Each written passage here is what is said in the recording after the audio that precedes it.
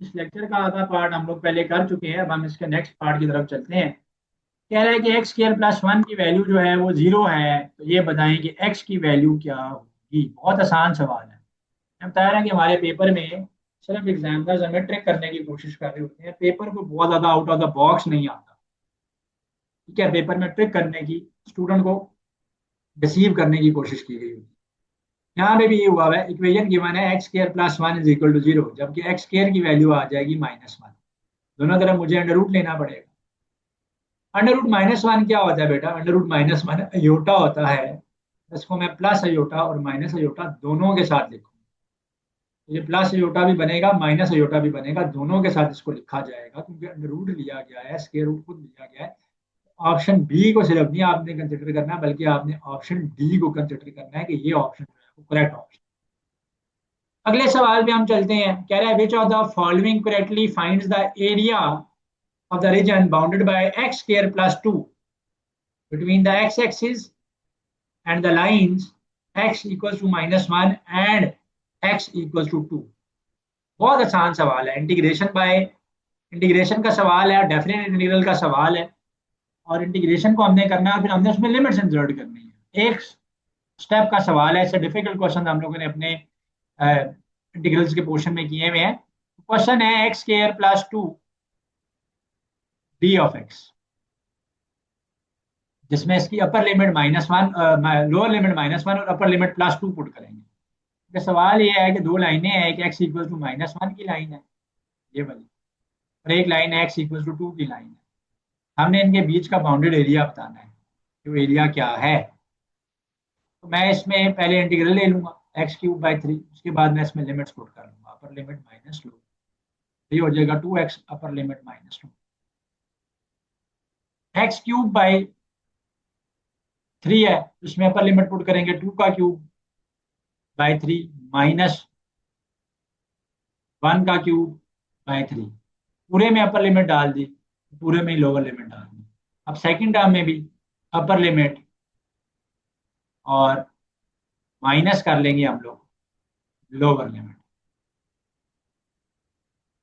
2 का क्यूब क्या होता है? 2 का क्यूब हो जाएगा 8, यह आ जाएगा 8/3, ये हो जाएगा -1 का क्यूब। -1 का क्यूब क्या होता है? +1, +1/3, यह आ जाएगा +2 × 2 = 4, 4 और माइनस माइनस +2 हो जाएगा। यहाँ पर हम एलसीएम लेंगे, ये 3 आ जाएगा, ये 9 आ जाएगा, और ये 4 + 2 6 आ जाएगा। कैंसिल करेंगे हम इसको, तो ये 3 + 6 आ जाएगा। 9 स्क्वायर यूनिट्स यहाँ पर आंसर। तो 9 स्क्वायर यूनिट्स आंसर है। तो क्वेश्चन में कोई गड़बड़ नहीं है, कोई मुश्किल नहीं है। Just need to follow the basics, so आपकी चीजें ठीक हो जाएंगी। कह रहा है equation of the normal to the curve. एक लाइन गिवन है, उससे नॉर्मल की इक्वेशन हम लोगों ने निकालनी है। तो नॉर्मल की इक्वेशन जो है वो क्या होगी? बहुत आसान स्टेप बता देता है इसको सॉल्व करने। एक कर्व है, अच्छा, और ये इक्वेशन किसकी है? ये सर्कल की इक्वेशन है, ये सर्कल की इक्वेशन है। देखिए सर्कल की इक्वेशन होती है x - h का whole square plus y - k का whole square is equal to r का square, is equal to r का स्क्वायर। जिस सर्कल का सेंटर ओरिजिन होगा, सर्कल का सेंटर ओरिजिन होगा, यानी 0,0 होगा, ये उस सर्कल के लिए इक्वेशन है। इसलिए ये बन गई है एक्स का स्क्वायर, क्योंकि एच भी 0 है यहाँ पे, के भी यहाँ पर 0 है। एक्स का स्क्वायर प्लस वाई का स्क्वायर इक्वल टू आर का स्क्वायर इक्वल टू 25 पड़ा हुआ है। ये 25 आर का स्क्वायर है, सो आर का स्क्वायर 25 है। आर की वैल्यू 5 आ जाएगी, 5 आ जाएगी।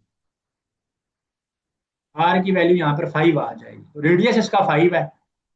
एक सर्कल है ये बेसिकली। वो सर्कल क्या है? जो कि ओरिजिन के ऊपर है, तो एक सर्कल है।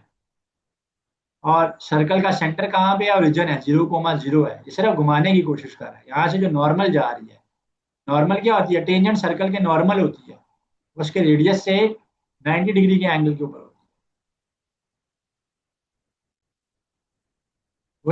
वो इससे 90 डिग्री के एंगल पे होती है।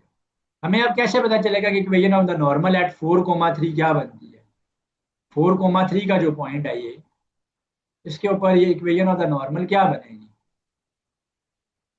इक्वेशन ऑफ द नॉर्मल हम लोग ने निकाला, तो हमारे पास एक पॉइंट गिवन है, और वो पॉइंट क्या गिवन है, 4,3 गिवन है। और दूसरा पॉइंट दूसरा पॉइंट हमारे पास दूसरा जो हमारे पास पॉइंट है वो 0,0 है। 0,0 है। तो मैं क्या करूंगा, पहले लाइन की स्लोप निकाल लेता हूँ। स्लोप मैं निकालूंगा लाइन की, तो वो आती है y2 minus y1 over y2 minus y1 है ये, over x2 minus x1।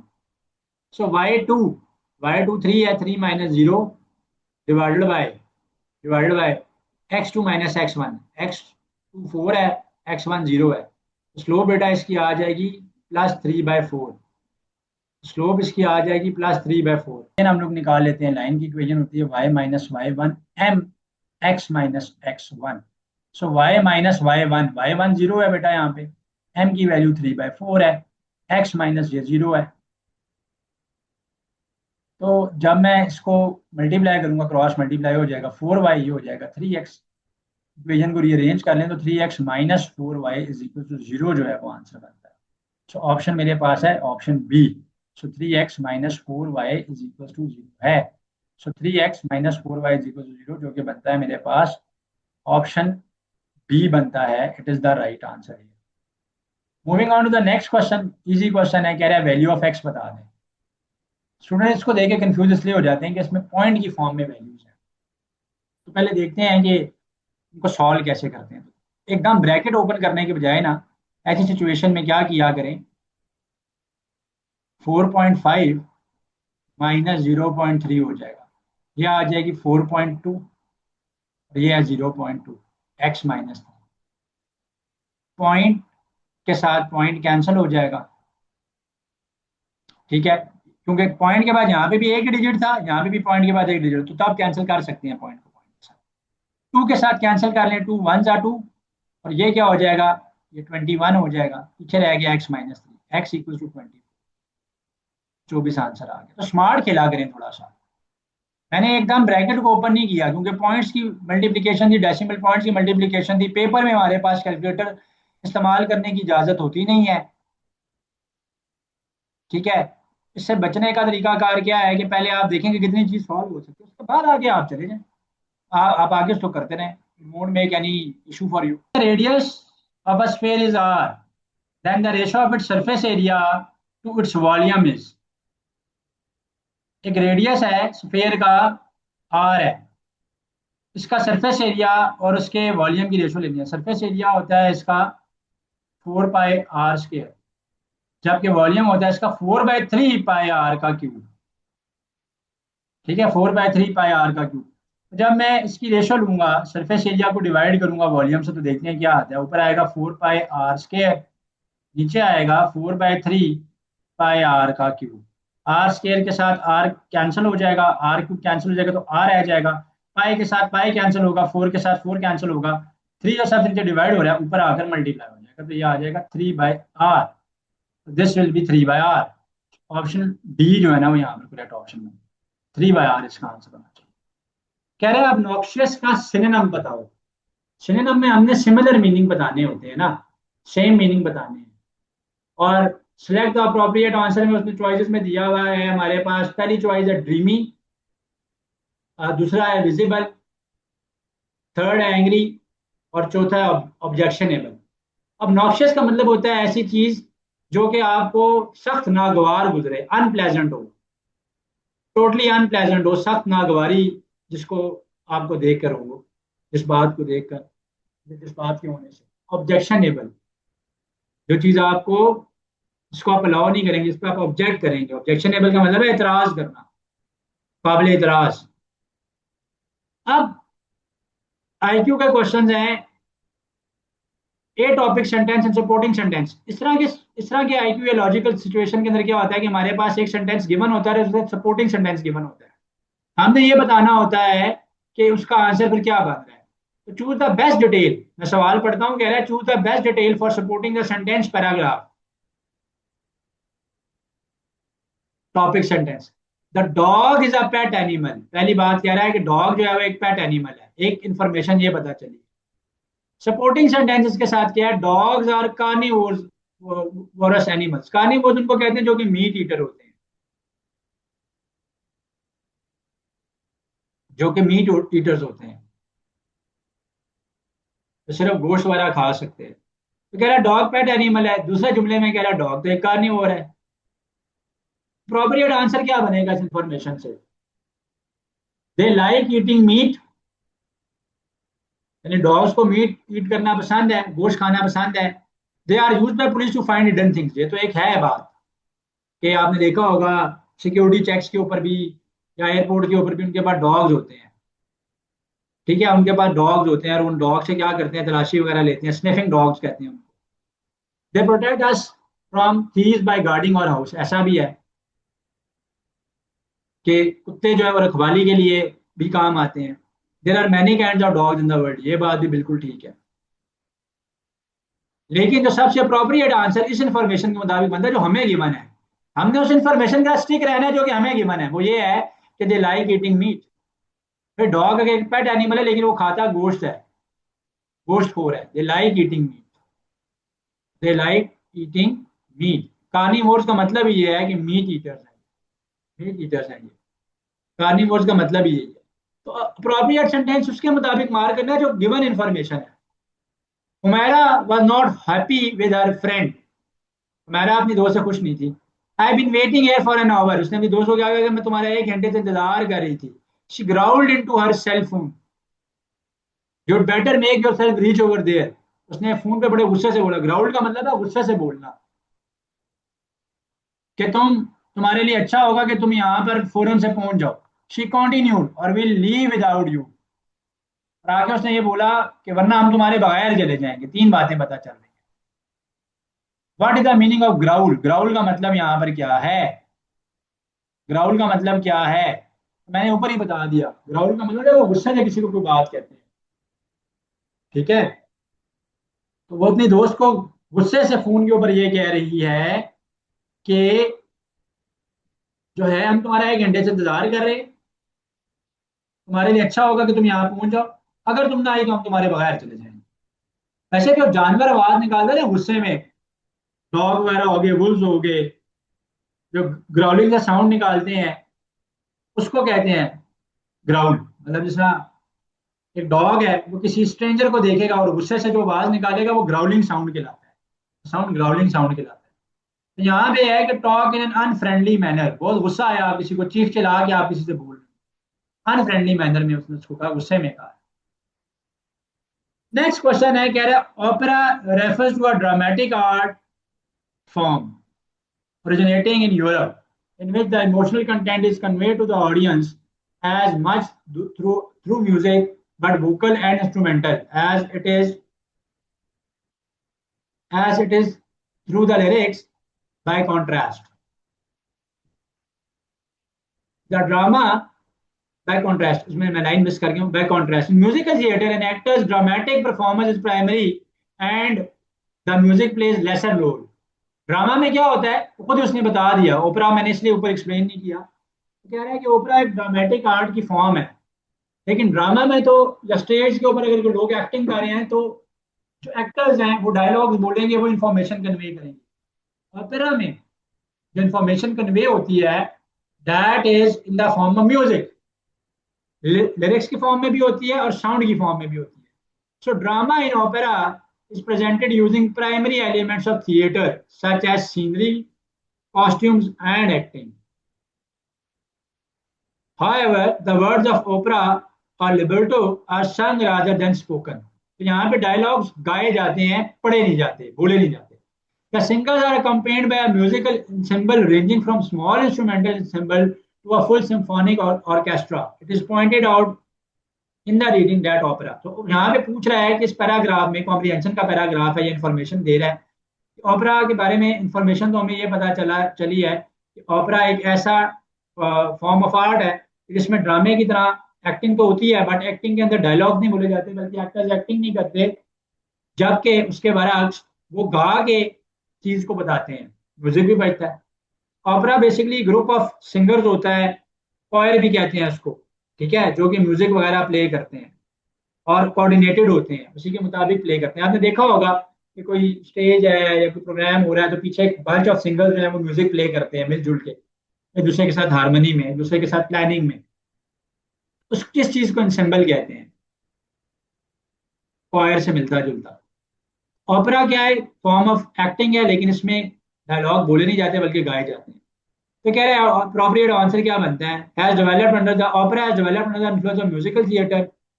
Opera is a drama sung with accompaniment of orchestra, is not a high budget production, is often performed in Europe। हमें नहीं पता कि Europe में सिर्फ perform करें या बाकी जगह भी करें। हमने वो इंफॉर्मेशन जो है ना वो लेनी है जो कि पैराग्राफ में गिवन है। पैराग्राफ में कहता है ओरिजिनेटिंग इन यूरोप, यूरोप में स्टार्ट हुआ था।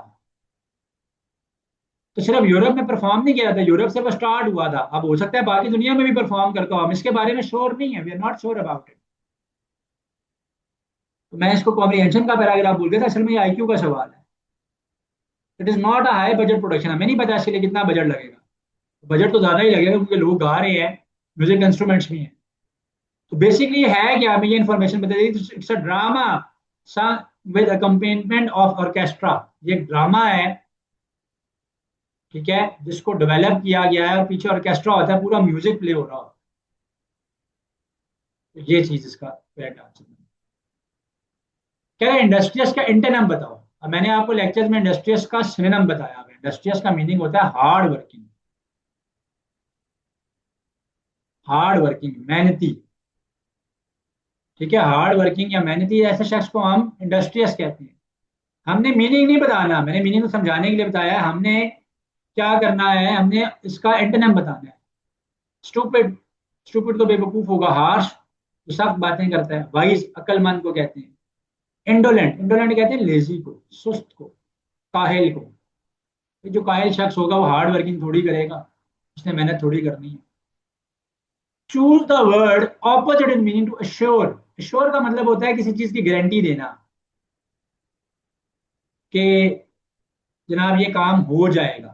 Assure, guarantee. किसी को कन्विंस करना भी इस मायने में आ सकता है। तो उसके और सिनोनिम्स मैं पहले बता दूं। कन्विंस, गारंटी देना, जी मेरी गारंटी है, मेरी एश्योरेंस है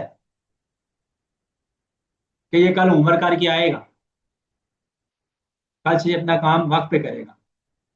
तो हमने इसका ऑपोजिट बताना है, तो इसका ऑपोजिट अनश्योर बनेगा, जिसके बारे में यू आर नॉट सर्टन कि भाई ये काम के बारे में आप श्योर ही नहीं है, अनश्योर है, तो आप कैसे उसकी गारंटी देंगे?